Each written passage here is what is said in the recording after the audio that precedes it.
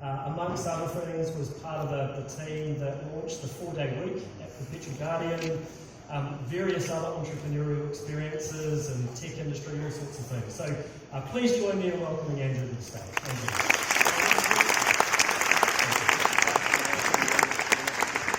Well, first of all, apologies. Yes, those of you who were in the last session, it's me again. Now, here's the thing. How often do you sit there and think, you know, I've got this really great idea, and actually you think, no, it's never going to work. I'm going to tell you the story this afternoon, inspired bizarrely by Odette. Because I met with her once, had lunch, and I realised, what the hell was I doing with my life while she was changing the world? So I tried to come up with something that I thought would be a little bit cool. So I'm on a plane. Now I'm dangerous on planes, because on planes I have time to read, and my staff know that what happens, I get off the plane, and the first thing they get is an email that says, I've got this great idea. So I'm on a plane and I'm reading an Economist, and the Economist article says that Brits are only productive for 2.5 hours a day. And anybody who thinks that's rubbish should go and see the Canadians out there, because they're only productive for 1.5 hours a day. Now I thought, well, why is that? And is that happening in my business? And so what I did was I went back and thought, well, it probably is. You know, you come into the office, you have a cup of coffee, you have a chat with someone, a bit of social media, a couple of calls. You sit down and go do some work, and the first thing that happens is somebody taps you on the shoulder. Now, I love this. If you keep getting disrupted at work, it's either the equivalent of a 10-point drop in your IQ, or you operating under the influence of marijuana. So I thought, right, you know, then carry on. Call from the kids, try and get the plumber, all of that stuff. Now that is all happening on somebody's time. In this case, my time. So I thought, what if we do something radical? What if we actually say, I'm going to pay you for 5 days, but you only have to work 4 normal days, mind you, 4 10-hour days, provided you give me the same amount of productivity. And we thought, yeah, we'll give it a go. Now, I said to my head of HR, I've got this great idea. She said, there is no way I'm telling the staff that they're going to be working 4 days. I explained, it's really good. You know, I'm going to pay you for 5. And she said, how are you going to do it? And I said, frankly, I have absolutely no idea. But it feels like a good idea. So what we did is we asked the staff. We said, how would you do it? And the rest is history. Now basically, I thought this was going to be a little special interest story. Something we might get something in the hell.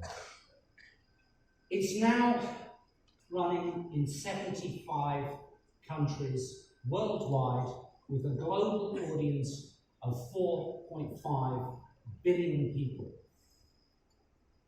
in 12 months.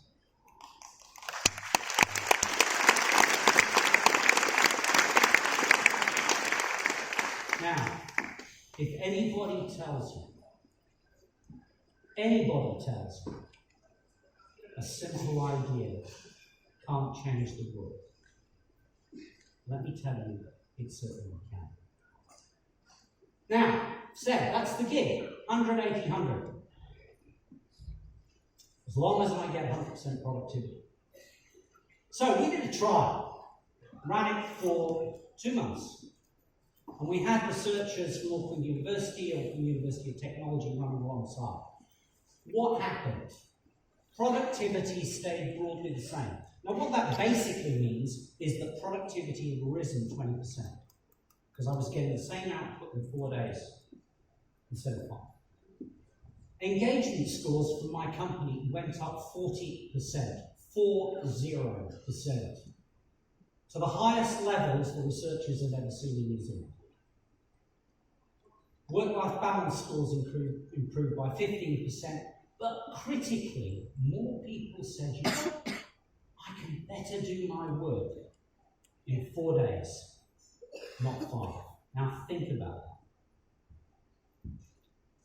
And then what we did is we wrote a white paper and said, this is how we do it. And this is broadly how far that white paper has gone.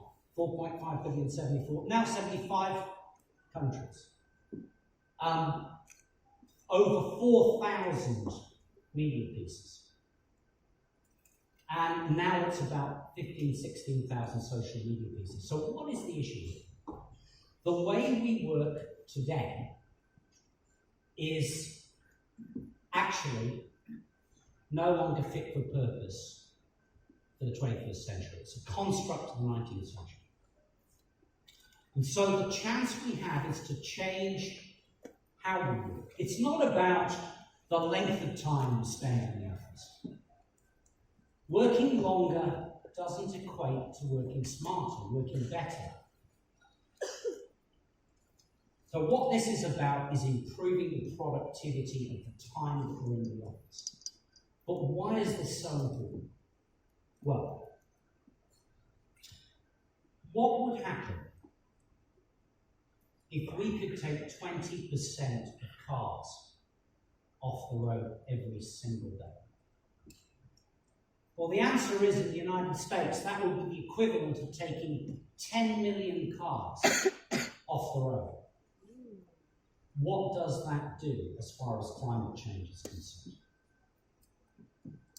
If you don't have to have that many cars on the road, you don't need to spend as much money on building more roads. Those of you who've come down from Auckland, no, that's the only topic going into the election. How do we build more roads? Build more roads, more pollution. What happens if you have a day off a week to recharge your batteries, to reconnect with your family, to put that iPhone away and go for a walk? What does that do as far as mental health is concerned? What does it do in giving you the chance to reconnect with your family? One of the stories that really got me was I had a guy who was able to go and pick up his daughter from school for the very first time. And she ran across the playground and she flung her arms around her dad and said, "What are you doing here?" The thing about this is it means that it's okay for both men and women to take family and care responsibilities. The only people who are, I was going to say mandated, made to take a 4-day week in my company and my leadership team, they have to lead by example to say to people, it's okay. What does that do to gender pay? Generally, the gender pay gap occurs when women return to work and the first thing they do is negotiate on time, not output. We negotiate now on output. So therefore, you come back to work. If you deliver the same in 4 days, which, let me tell you, mothers always do, that's what we negotiate. Those of you who were in here earlier would have heard me talk about the gig economy. This gives you the flexibility that you want, because it starts to have a conversation about working hours. But it means that you can work with all the protections that have been hard fought for over the centuries. Minimum wage, holiday pay, sick pay. Now, as I said, I didn't think this would go anywhere. You know you've made it when you're being interviewed by Colombian Drive Time Radio. So what this says is that this is an issue that absolutely transcends borders and cultures. It's a thing that we need now, today. It addresses a lot of the big issues that face our society. What can you do about it? Those of you who are going to speak to your MPs, tell them it's time. It's time for a change. Because frankly, doing this, what's the worst that